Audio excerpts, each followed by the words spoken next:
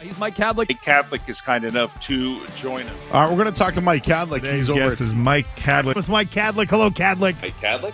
Mike Kadlick is called the radio. Oh, wow. We don't need any drinks, any drugs to talk with Mike Kadlick. It's convenient that my name's Mike and your name's Mike, and it works out for, for marketing purposes. Mike Kadlick, host of the Behind the Mic podcast. Welcome back into another episode of the Behind the Mic podcast, where we peel back the curtain into the sports media industry, find out about all those involved in it, who they are, and what makes them tick. Today, I'm joined by another very special guest for episode 14 of the pod. It's the What Chaos podcast, Pete Blackburn. Pete's been around the block, local, national, Fox Sports, Bally, CBS, WEEI, and he joins us now today. So, Pete, before we get into everything you've been through in sports media, thank you for joining me, and how are we doing today? I'm good. Thanks for having me. This is cool. Yeah, of course. Glad to do it. You've, like I said, you've been all around the block, locally, national. So we start the pod every week with just a segment I call Resume Time, which is basically your chance to kind of go through everything you've done, each turn, how you got there, and basically how you got to where you are now with the What Chaos pod, what you and DJ are doing. Yeah, I essentially backdoored my way into sports media a little bit. I get that a lot. I feel like people always kind of say that. Yeah, I mean, for me, it was definitely the case because I did my internship in college with NBC Sports Boston. It was Comcast Sportsnet at the time. And like, I'll be honest, like the closer I got to like the traditional like media landscape that I thought I wanted to be in college, it didn't seem as appealing as it would have like a few years prior. So I didn't want to do like the traditional climb, which is like write for small newspapers, do like these like wherever small market, like whatever high school sports, and climbing up that ladder. Didn't want to cover water polo. Yeah, no, I didn't want to do that stuff. So I figured that the easiest way to get around that, or maybe the most effective way to get around it, if I could, was to like start my own website and do like a blog. And like, this was at the time that Barstool was just like it was a big deal, but not as big of a deal. It wasn't like a media empire like it is now. It was just like a Boston blog with like New York and these other places. So I was like, that was kind of the blueprint for me. I was like, if I can do something similar to this, maybe I'll get noticed. And so I started that in college, a website called The Nosebleeds. And I was doing that blog every day for like 4 years during college.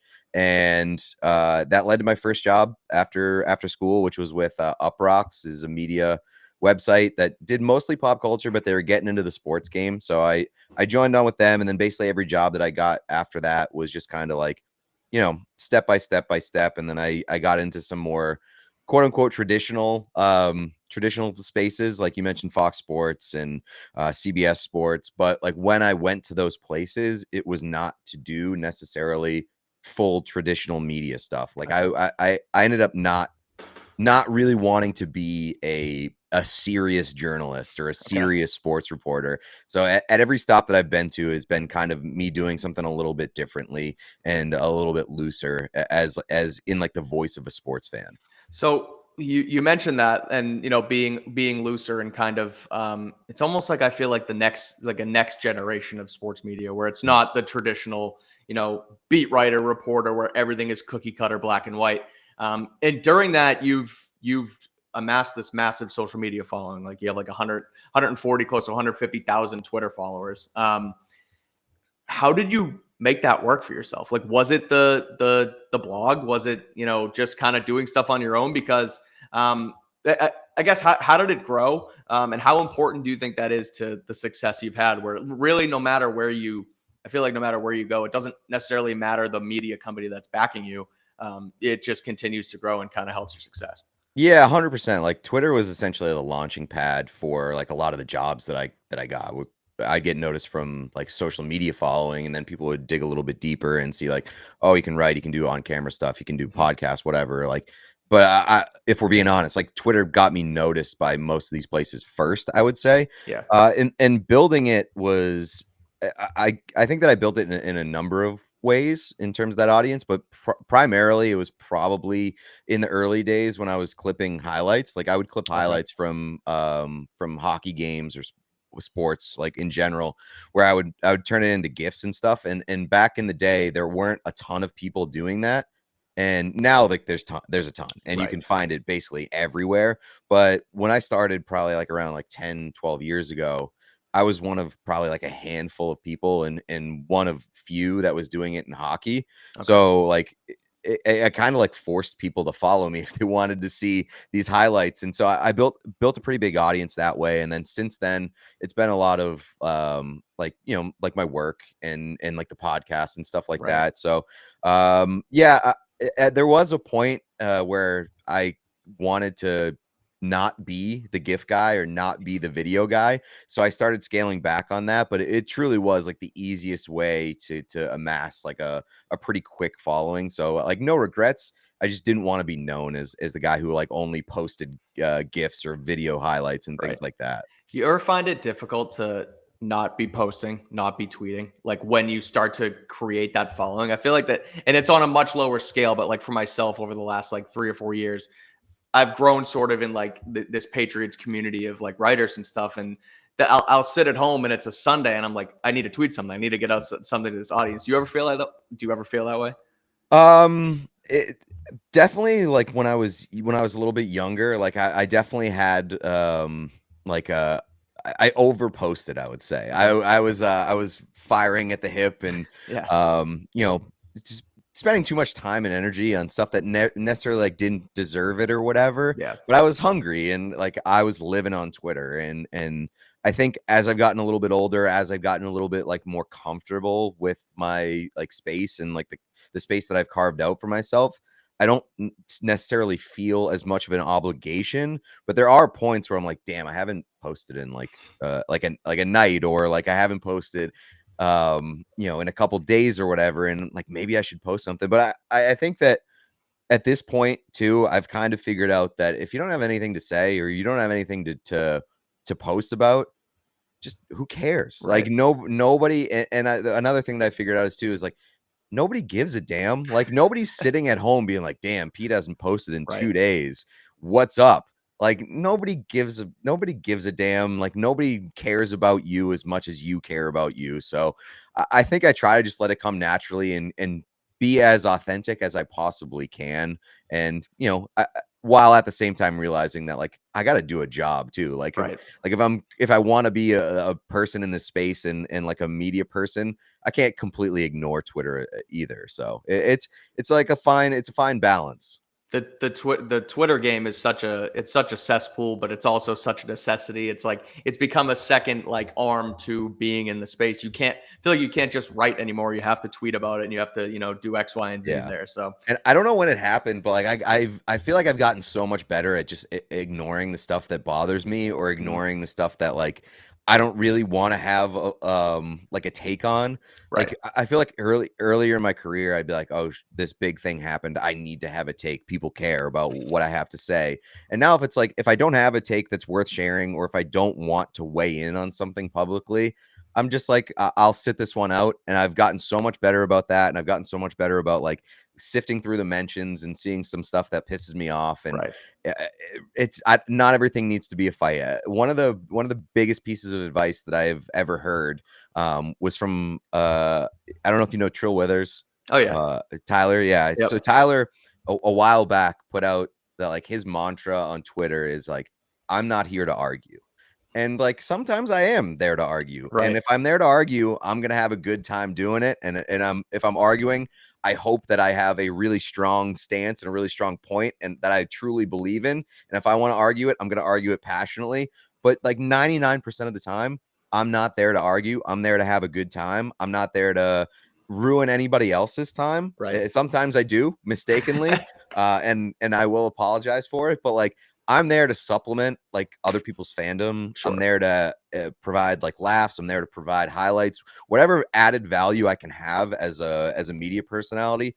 That's what I'm on Twitter to do. And so that was a really good piece of advice where it's like, you don't have to log on and be mad Right. and look for a reason to fight with people or call people stupid or whatever. It's always going to be there, and other people are going to do it for you. But you can sit those ones out, and I've been happy and much better about doing so. So that's been I'll give myself a little credit there.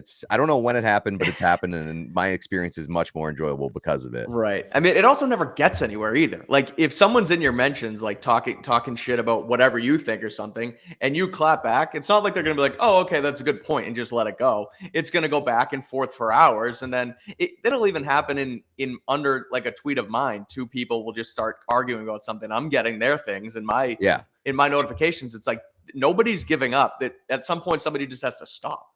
If two people are logging on to Twitter with the intention of arguing and giving somebody else a hard time, they're both going to have a horrible time. So Exactly. if somebody wants to take that stance and be in that side of the ring, I'm happy to be like, all right, whatever, you win this one, buddy. Like, go Right. for it. It's all you. You can just yell at the wall. Yeah, the Twitter mentions are not fun. But all right, let's go back to you're from the Boston area. You said you interned at NBC. You went to Endicott College. Go Gulls. A couple of my buddies went there as well. Great day to be a Gull. So and through that you've covered, post grad and everything. Covered some local sports, like I mentioned, WEI. You've also done some national stuff, Fox, CBS, what have you. What Chaos is a full umbrella of the NHL. What do you like better? What do you see? Have you noticed a difference between covering national versus local? And kind of, just I guess what's the difference between the two, and which one do you prefer? I mean, I definitely, as like a hockey fan first, I definitely like what I'm doing now. Like right now, I'll be honest, like what I'm doing with the podcast and some of the side work is like as close to a dream job as I could possibly want, and it's great.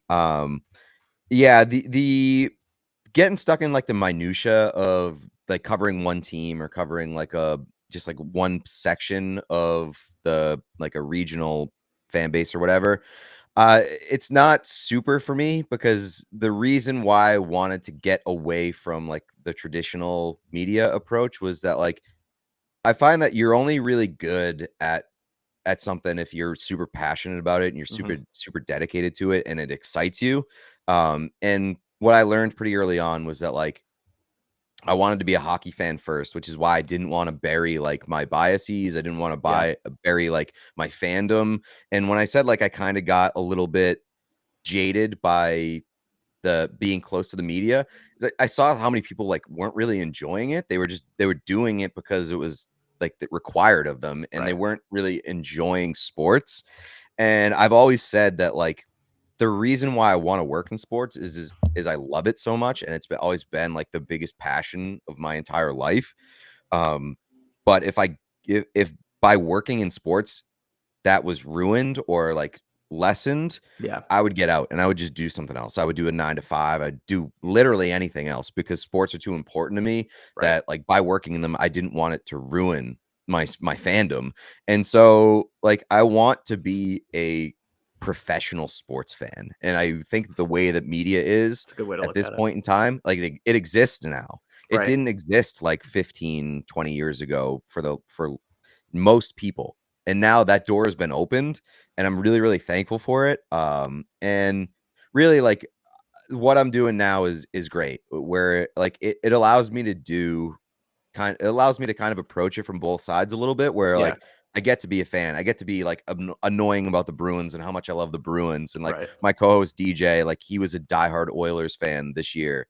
And like we're very open about that and very honest. And like we realize that it creates like biases, but if you're open about them and you acknowledge them, I think that people are much more willing these days to accept that and just read it like it is. But also like I do national media stuff and like I do CBS Sports still, and when I do that kind of stuff, I try to be more down the middle, not fully down the middle, but like I try to be like a more buttoned up version of the fan that I am on the podcast. So it allows me to live in both worlds a little bit. And I'm really thankful that that space exists now. Now, do you ever get pushback on that from, call it CBS, not CBS specifically, but like has there ever been pushback on, well, you're just a fan, you're not looking at it, through without rose colored glasses? Like, has there ever been anything like that? Not really from like the places that I've worked, because I feel like the like, if they're signing my checks, they know who they're paying, they know Right. who they have on payroll. Like when like I've always been upfront about who I am and like what I want to be in the space, as far as I acknowledged it or I knew for myself. So like places that I've worked have been okay with it. Like they've not always signed off on every single thing that I've said or done or whatever, but they want to let me be me. And I think that like the mutual understanding there is that like I'm never going to be the smartest person talking about hockey. I'm never going to be the funniest person talking about hockey, but like if I'm me, there's a mix between like the knowledge and the entertainment. There's like a cross section that is valuable, and I can, provide entertainment. Right. So like the closer that like a place allows me to be myself and be like authentic to who I am, the better the work is going to be, the better the content is going to be. So they sign off on it for the most part.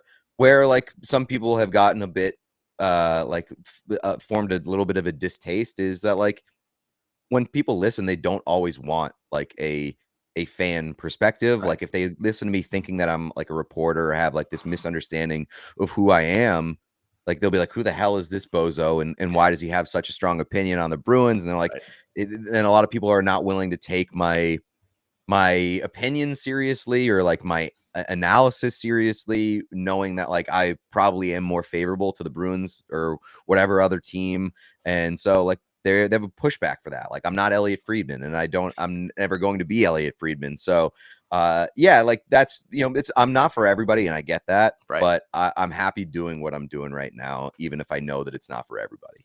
Before we continue on, what's your dog's name? Because they just gave us a bark. Yeah, sorry, my dog wanted to make a guest appearance. My dog's name is Summer. Okay. She's named after the incredible film 500 Days of Summer. Love it. Summer's adorable, and maybe we'll have Summer on the pod another time. All right, so I want to get into something a little more, I guess, a little more serious, a little more heavy, because throughout, your What Chaos podcast the last year with the season, just in the middle, I guess, of the Stanley Cup run, you tweeted something basically saying that you had gone through a bit of a mental health struggle, even had contemplated suicide at one point. And the reason I kind of want to ask this too is because from the outside looking in, you are just this, hilarious, good, like hockey personality. And you mentioned it too. You've had these great jobs and you're sitting in a dream job right now. And to shine some light on, men's mental health too, I feel like it kind of gets pushed to the wayside a little bit sometimes. So could you just kind of, to what you want to share, shed some light on that and kind of what got you through it, how you got through it, and where you're at now with your headspace and also what's going on with the podcast? Yeah, so like a few years ago, like my life just kind of like unraveled a little bit, and like I'd been struggling for a while going up to that point, but like I really kind of hit rock bottom a few years ago. Okay. And like I was dealing with just like a lot of issues that I had ignored for a while, and I really just like stopped taking care of myself. Like I was drinking way too much, like just like really like abusing my body and abusing myself, and really like it got to a point where I realized that it was unsustainable, and like my life was like falling apart and coming apart at the seams. And like I came very, very close to killing myself, and it was like it was really tough. And like I think that the only way that I was able to kind of get out of it was, by admitting to myself that there was something wrong, and that I needed to address it, and I needed to get help. And like I needed that meant like I needed to like enter into program. Like I had to like start going to therapy. Like I just really had to pull myself out of it and like start relying on other people more. And for me, that was a really hard thing to do basically my entire life, because I felt like I was a burden. I felt like people wouldn't want to make time for it, or wouldn't want to like be saddled with whatever I was going through.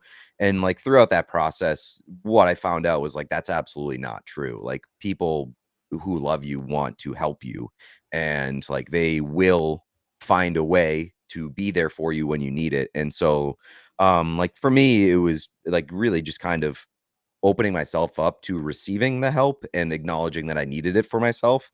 And then like also right after like I had hit rock bottom, like I had really started opening up to my mom quite a bit, and like we had a couple months of just like some of the hardest conversations we'd ever had in our lives, and just like talking about a lot of stuff that had gone wrong like throughout my life and things like that. And then my mom like really suddenly dropped dead, like about a month and a half into like really like being at that point where I was getting help. Mhm. And so like obviously that didn't help either. Right. That was Man. a really tough thing to go through while I was already going through, like it was simultaneously I was like going through the two hardest things that I've ever been through in my life. And so, you know, that was really difficult, and it took me like almost 2 years to really like get back to a point where I felt like I was like, I don't know, like I like head above water, Yeah. like, or maybe a little bit better than that. I guess like I felt like I was kind of treading water to keep myself up above water, like day to day for about 2 years. And it was really challenging. And like I had to like learn so much about myself and some of the things that like I was not really like treating myself right with, or Yep. like not handling in a way that I probably should have been. So yeah, and then the reason why I ended up sending that tweet during the cup final before game 7 was Yeah. because like I genuinely couldn't believe that my life had gotten to that point where like things were so good, and Yeah. like I was feeling like just so unbelievably lucky to be doing what I wanted to be doing. Like I said, my dream job, and getting to do it with my best friend who had been there, like helped really drag me out of like those moments. Like DJ was, I said this on the podcast, like DJ was coming over my house Mhm. for a while, just to like make sure that I didn't kill myself, and like just sat on the couch and like basically was chaperoning me. Yeah. And so like to be able to be doing the dream job with him, um, like 2 years later, or whatever it was, and be at game 7 of the Stanley Cup final and just be feeling so lucky. Like I'd never imagined that I would get to that point Yeah. when I was at my lowest. So it felt like an appropriate time to kind of just like share that story. And like, you know, I wasn't trying to be like Mr. Inspirational or whatever, but like it was just one of those things that I felt like I needed to kind of get out of me, because I was just kind of experiencing all those emotions inside of me. Totally. That's I mean, it's incredible, the story, and where you're at now with it, and how it again accumulates to that, like you said, the game 7 thing, super cool. So now, were you were you just working and posting and creating content through all of this? Did you take time off? Like how did that work? Because I feel like too, if you're, all this shit's in the back of your mind and everything's going on, and you're just still out there putting on a good face, like was that difficult, and kind of how did you get through it that way? Yeah, I mean, I was still working. I took like I think I took like maybe a week off like after my mom had died. Right. And like that was a little bit easier to like bring to my workplace, to be like, you know, my mom had just died, so like Right. they were very willing to you know, give me some time off. But Right. like as I was going through my personal shit, I didn't really want to like bring that to work. Like Yeah. for me, I feel like that's my responsibility, is to like do my job as to the best of my ability if I can do it. And Mhm. I was, you know, I don't even remember if I took off any time, but like I was just pushing through it as best I could. And the only time where it did get in the way of me doing my job was a few months after the like I had hit rock bottom basically, and my mom had already passed at this point. But like I was supposed to go to the NHL All-Star game in Vegas, Mhm. and I just didn't feel like I was in a good enough headspace to do it. And like I had my travel booked, I had like my Yeah. credentials and everything. We had a content plan, and about like 3 days before I was supposed to leave, or something, 2 or 3 days before I was supposed to leave, I went to my boss and I was just like, I don't think I can do it. I'll be honest with you. Like it was anxiety, it Yeah. was like depression, it was me just like wanting to really look out for myself. And also like the fact that I was in such a vulnerable and tough space, and knowing that I'd be going to Vegas of Yeah, all right. places, it Right. felt like it could have been a recipe for disaster. So I just like kind of wanted to remove myself from that situation.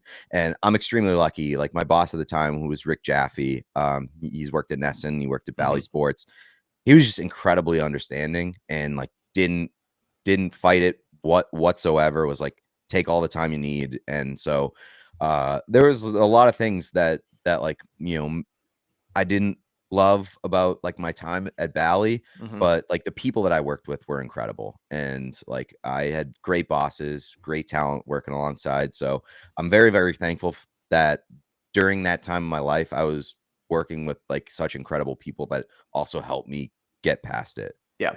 That's again, it's I know you said you didn't want it to be an inspirational thing, but it is like to drag yourself out of it and to, get back to, again, head above water where it's at right now and to what chaos is at right now. I mean, I turn on NBC Sports Boston and you and DJ are chopping it up with Felger and Maz, and it's like it's cool. Crazy. And it's cool to watch. And I want to get into that a little bit too. I want to get into the show because you and DJ starting it up. It's grown. I feel like it gets, I'm not an avid listener, but I've seen a handful of the episodes. Obviously, watched with you guys with Linus and Marchand and stuff like that, and it does well, and it's become sort of like another. It's not just Spit and Chicklets anymore. It's not just that's not the only cool hockey podcast. So how has it gone? How did it start? Where did it come from? And what has it been? Because it's you guys in the All City Network doing that now. So what's it been like? Where's it at? And where do you see it going from here? What's the trajectory like?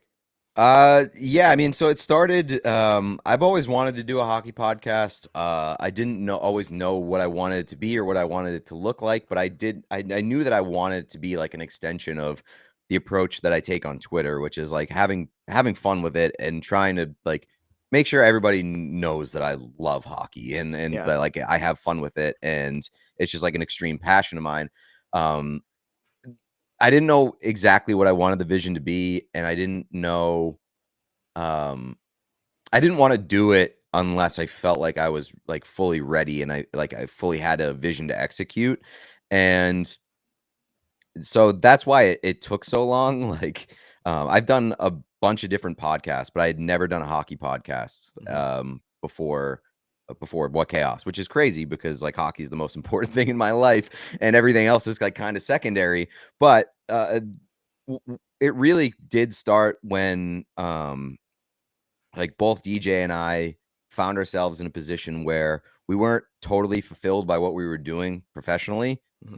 So we decided that we would do this hockey podcast, and we really wanted it to be like a very loose, very fun, very surface level, I suppose, like zoomed out view of the NHL and of the hockey world from two guys who like don't take themselves seriously and don't necessarily take the sport like we take the sport seriously and we take our love for it seriously, but we don't like it's not life and death to us. Right. So we started doing this daily show, and we just turned it into essentially like a weird variety show around the world of hockey, and we do it live Monday through Thursday, and it's been incredible. Like it's just been so fun. The world that we kind of live in there is great, and like we've made a bunch of friends. Like we've made like we have guests on all the time. We've got to meet players. We got to like spend time with teams, and it's been great. Like we try to approach it from an accessible and also like a unique angle in a lot of ways, where we want to make sure that, like you mentioned, Spit and Chicklets and Spit and Chicklets guys, like they're amazing. I love them. Like, but you've got two former players there. You've got like very, very diehard hockey people. Right. And I would imagine that it might be hard to listen to Spit and Chicklets if you're like trying to get into hockey, like if you don't already live in that world. Right. So what we wanted to do is we wanted to create a show that like helped Sherpa people into hockey and would allow people that aren't necessarily diehard fans to understand what's going on in the world of the NHL. And so that's sort of been our goal, is to supplement fans that already exist, but also to help create new ones if we possibly can, and to just kind of illustrate the personalities, both like on the media side and like on the player side and in the team side. Yep. And just show people how much personality there is in the game, because there is. And it's oftentimes you hear hockey get criticized for not having enough stars, not having enough personality. I think that's changing, and we want to do our best to illustrate that. It's good, and it's to have to start up and grow a podcast now in 2024. It's sometimes it's virtually impossible. Like, it's everybody has a damn podcast. Like, behind the mic, it's right here. I have my own damn pod. Like, and so to see it grow, it's like, I saw when you guys started, I was like, because I knew DJ had moved on, I think, from NBC, and I was like, what's he up to, whatever. And I see you guys started, I was like, oh, that's interesting. And then to where it is today, it's like, wow, that's you guys do a good job. So it's good stuff. And if anybody hasn't, I would recommend checking it out. Yeah, that was a big reason too. Like the oversaturation of the market was a big reason why I waited so long, was because I didn't want to do a show that like felt half-assed. And because there are so many options now in the podcast game that like if you're not committed to it, it's very easy to look past it, to move on, to go to something else. And so we wanted to make sure that we were both like fully committed to it 100%, treating it like our full-time jobs, and doing it in a way that like we felt like we were supported. Like, All City has been amazing to us in terms of their financial support, like their like just their community of resources has been incredible. Like they allowed us to get a studio, they allowed us to have a producer. So that was just huge for us in being able to hit the ground running and just be like, we're doing this thing and we're doing it right. Yeah. All right. So I mentioned it twice now, but we're going to do it a third time, as far as this being a dream job, and it can be the best job in the world sometimes. So I preface this question with that, but what is your least favorite part about working in sports media?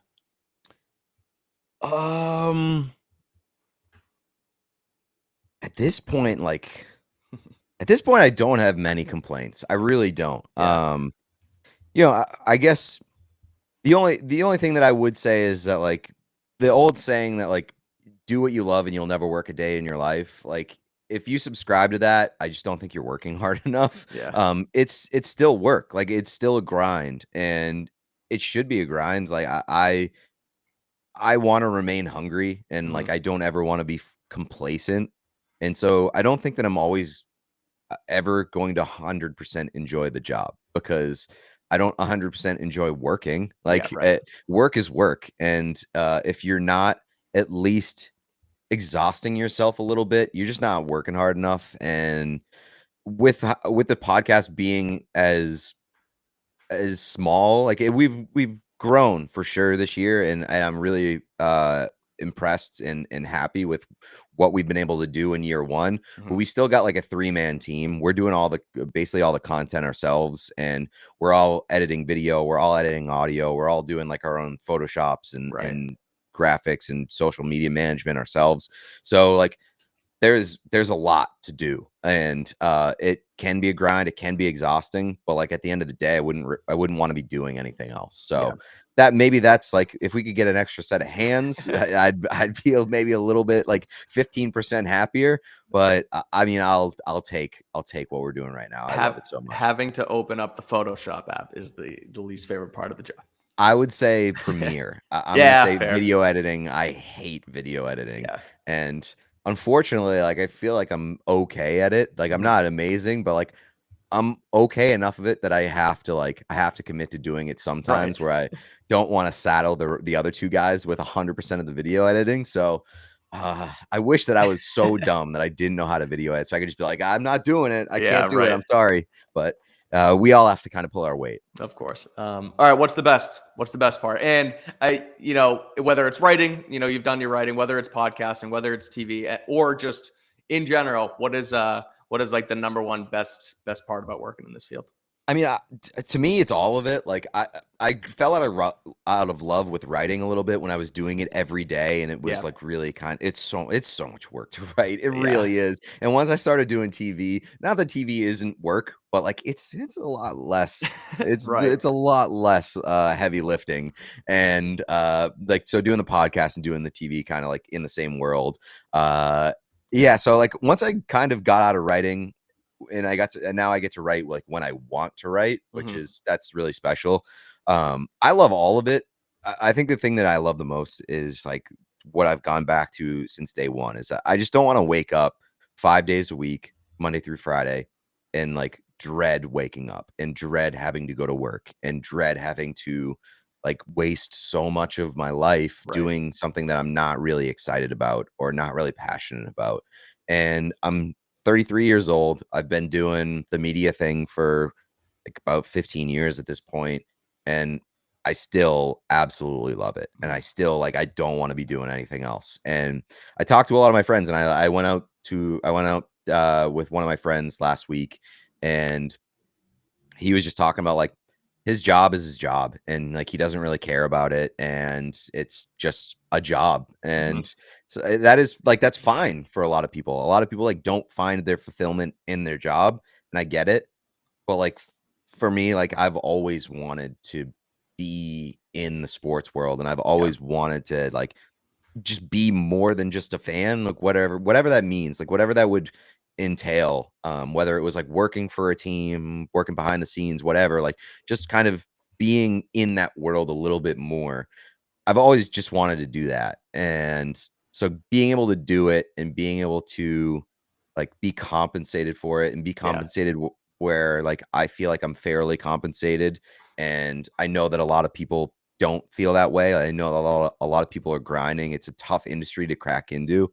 Um, I'm very thankful. Like I spent a lot of years where I was on the side where I was like, damn, I need to make more money, or I don't know how much longer I'm going to be able to do this. Right. But I wanted to do it, and I was willing to, I was willing to live paycheck to paycheck. Like my first job paid me like $28,000 or something, which like that seems crazy now in 2024.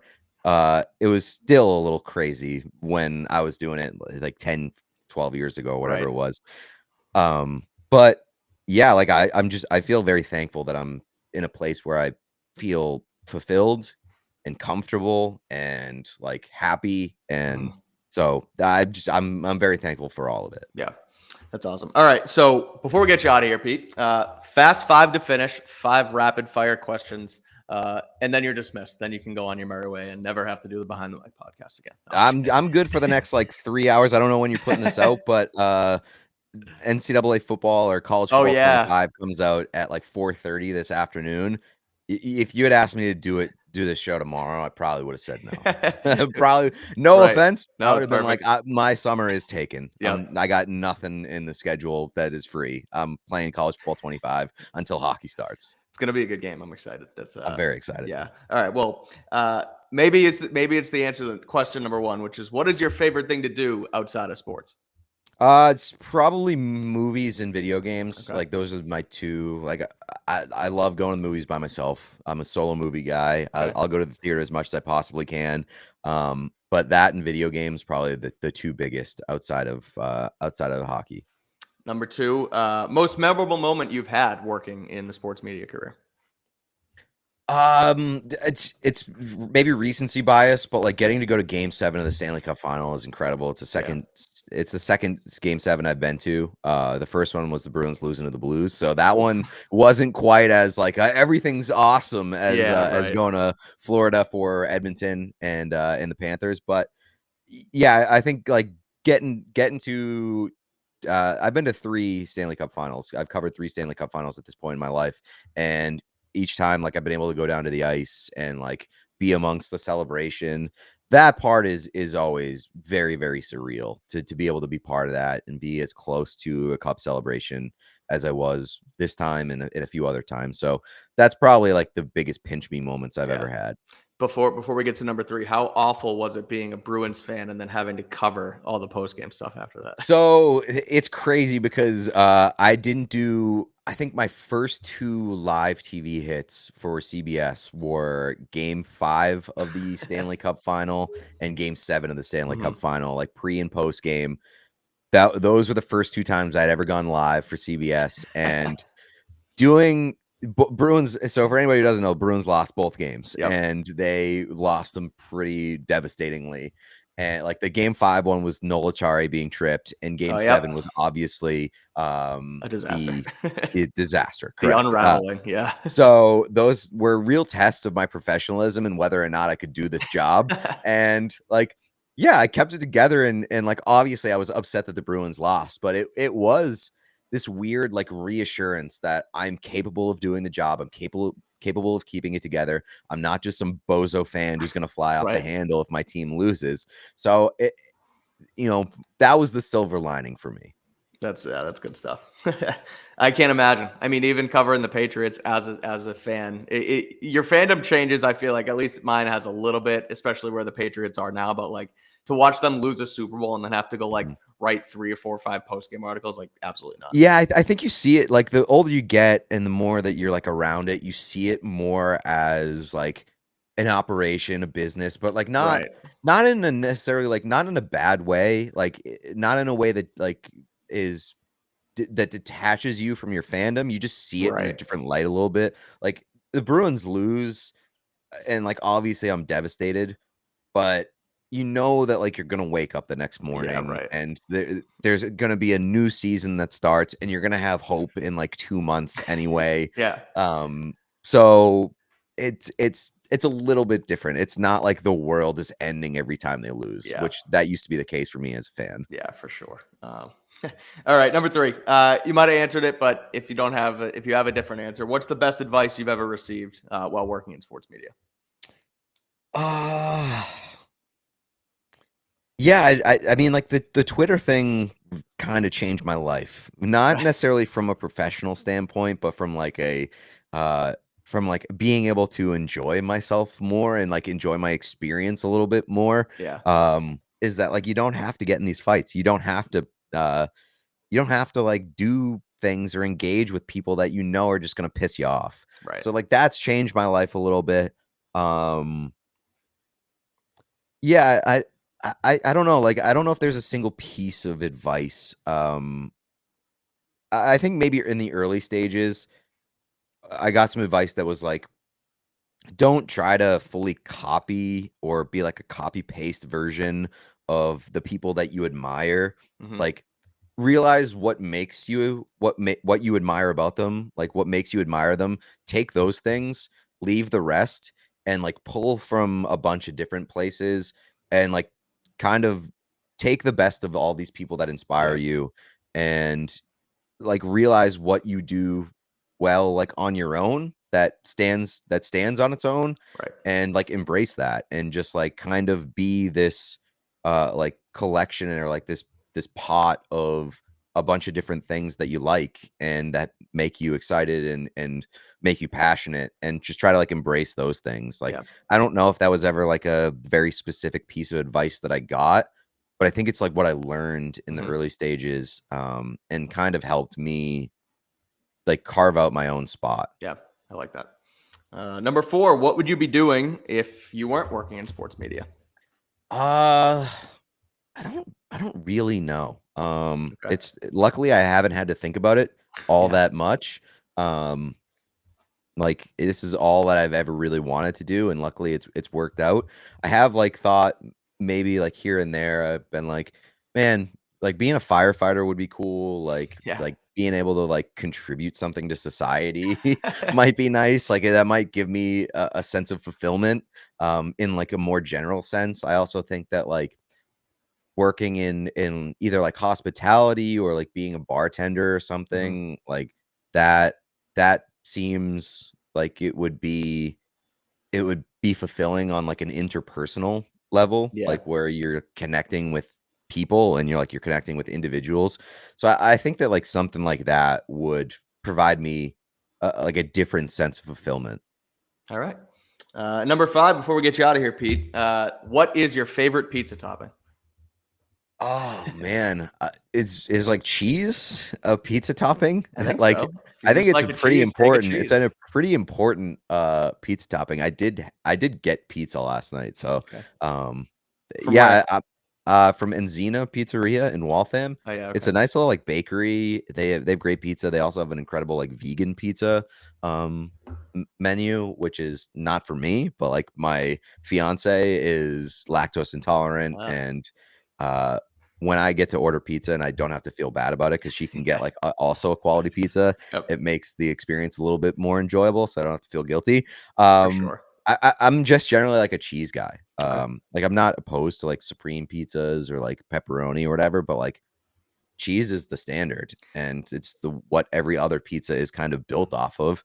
So I'm gonna say cheese. I don't hate that because some might say like, "Oh, that's boring. Like, what the hell? You don't have toppings." But like a good cheese pizza just Yeah. hits. Like, And it's sort of like vanilla ice cream too. Yeah. Like vanilla ice cream gets a bad rap for being like quote unquote boring or whatever. Yeah. Like if you say that your favorite ice cream flavor is vanilla, you're probably like, oh man, this guy has nothing interesting about him. Yeah, right. But it truly is like the baseline for a lot of other great flavors. And Mhm. like at the end of the day, vanilla ice cream still rocks. It's Like bomb. it's still amazing. It's still always gonna hit. There are a lot more interesting like offshoots of it. But at the end of the day, you gotta appreciate what sets the standard, and that's vanilla ice cream, that's cheese pizza. 100%. Love it. All right. Well, Pete, thank you so much for joining me. This was fun. I appreciate it. And if you haven't, anyone who's listening, go check out the What Chaos podcast with Pete and DJ Bean because it's a good one. So again, thank you for joining me. I appreciate it. Of course, Mike. Thanks for having me. This was great. This was lovely. Thank Yeah, you. of course. Yeah. Thanks. Thanks for doing it again. So if you haven't, rate, review, subscribe to the Behind the Mic podcast. You can follow along on social at Behind Mic Pod on Twitter, Instagram, and on YouTube, and subscribe wherever you get your podcast. Thanks again to Pete Blackburn for joining us today, and we will be back next time. Thanks for listening.